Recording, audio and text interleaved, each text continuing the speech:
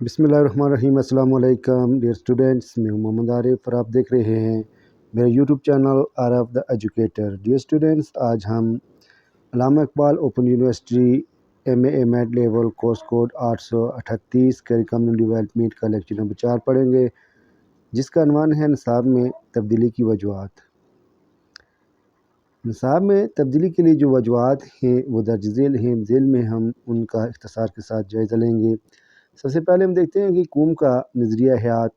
نصاب قوم کی امنگوں، روایات اور ثقافت کا آئینہ دار ہوتا ہے، اس لیے نصاب میں کوئی ایسی چیز شامل نہیں کی جا سکتی جو اس قوم کے نظریہ حیات سے متصادم ہو۔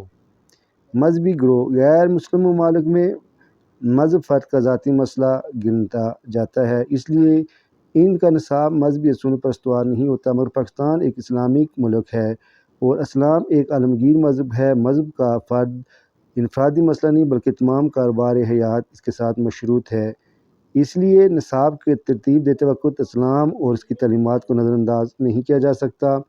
ہمارے ملک میں مذہبی تنظیموں کی اصطلاح پر نصاب کو ترتیب دیتے وقت اسلامی تقاضوں کو مد نظر رکھا جاتا ہے۔ ملکی حالات۔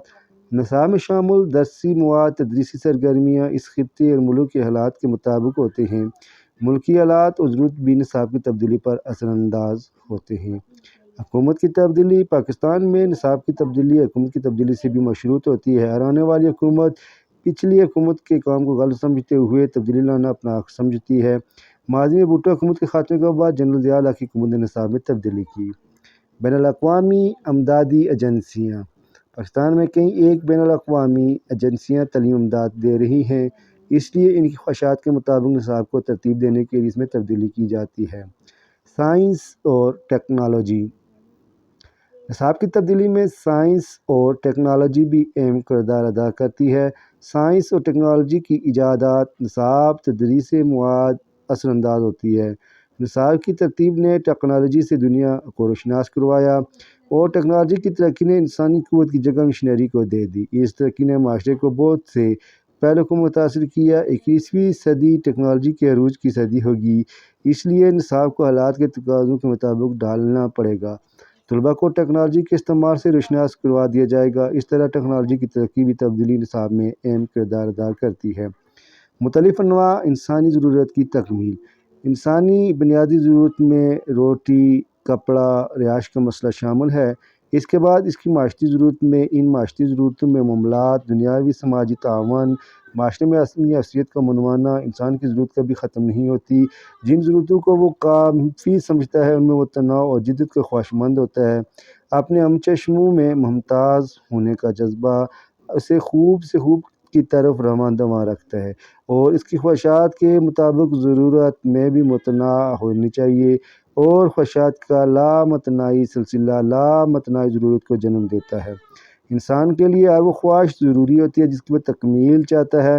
انسان کی بدلتی ہوئی ضرورت کے تقاضے میں بھی تبدیلی کے تقاضے کرتے ہیں۔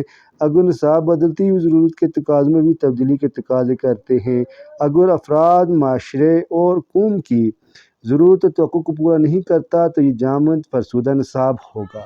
قوم کو زندہ محرک رکھنے کے لیے بدلتی ہوئی انسانی ضروریات کے مطابق نصاب کی تبدیلی بھی ضروری ہے۔ انسانی شعور، تعلیمی ارتقاء۔ تمدنی اور تہذیبی ترقی نے شعور انسانی کو جلا بخشی ہے۔ شعور کی ترقی نے تعلیم کو بامعنی بمقصد بنا دیا ہے۔ تعلیمی عمل کا انحصار کسی قوم کے فلسفہ حیات پر ہوتا ہے۔ کسی بھی تعلیمی عمل کو بامعنی بنانے کے لیے ضروری ہے کہ تعلیم کے مقاصد واضح اور متعین ہوں۔ سائنس اور ٹیکنالوجی جہاں تک انسانی شعور کو ترقی دیتی ہے، وہیں تعلیمی ماحول کو بامعنی بنا دیتی ہے۔ اس شعور نے جہاں بہت سے فرسودہ رسومات کا خاتمہ کیا، وہاں نئے نئے نظریات کو بھی شامل نصاب کیا ہے۔ انسانی شعور اور تعلیم کا ارتقائی عمل بھی تبدیلی نصاب کا سبب ہے۔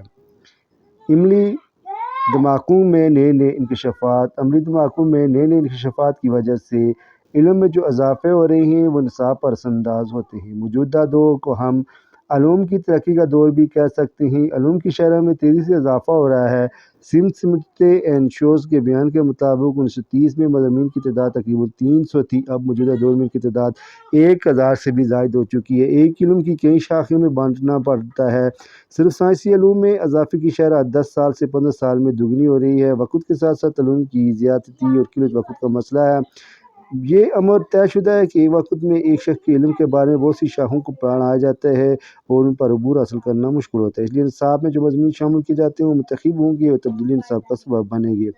جدید تحقیقات تعلیم کے میدان میں معاصر وقت سرگرم رہتے ہیں اور اپنی تحقیقات کی روشنی کو جو رپورٹس کرتے ہیں ان کی روشنی میں نصاب کو تبدیل کیا جاتا ہے۔ مثلا پہلے ذہنی انضباط کا نظریے کی بنیاد پر نصاب کو مرتبط کیا جاتا تھا۔ اس نظریے کی بنیاد پر حسب ذیل 5 مفروضے تھے۔ انسان کو پیدائشی طور پر ایک غیر مساوی چیز یعنی ذہنی ویت کی گئی جو اس کی لسانی، ذہنی اور روحانی قوتوں کا سرچشمہ ہے۔ ذہن بعض قوتیں یا صلاحیتوں مثلاً قوت استدلال، قوت ارادی یا حافظہ مشاہدے کے ذریعے کام کرتا ہے۔ یہ قوتیں اگرچہ پیدائش کے وقت موجود ہوتی ہیں مگر ان کی مشق کے ذریعے اصلاح اور نشوونما کی جا سکتی ہے، انہیں باضابطہ بنایا جا سکتا ہے۔ بعض مضامین مثل ریاضی، منطق، فن تقریر انسانی ذہن کو جلا بخشی ہے۔ ان میں سے ہر صلاحیت الگ الگ حیثیت رکھتی ہے، اس لیے اگر ان کی تربیت دی جائے تو اسے آسانی کے ساتھ دوسرے کاموں میں منتقل کیا جا سکتا ہے۔ ڈیئر اسٹوڈنٹس، یہ تھا آج کا لیکچر جو اختتام پذیر ہوا۔ اس کے ساتھ ہی آپ سے اجازت چاہتا ہوں۔ وما توفیقی الا باللہ۔ السلام علیکم، خدا حافظ۔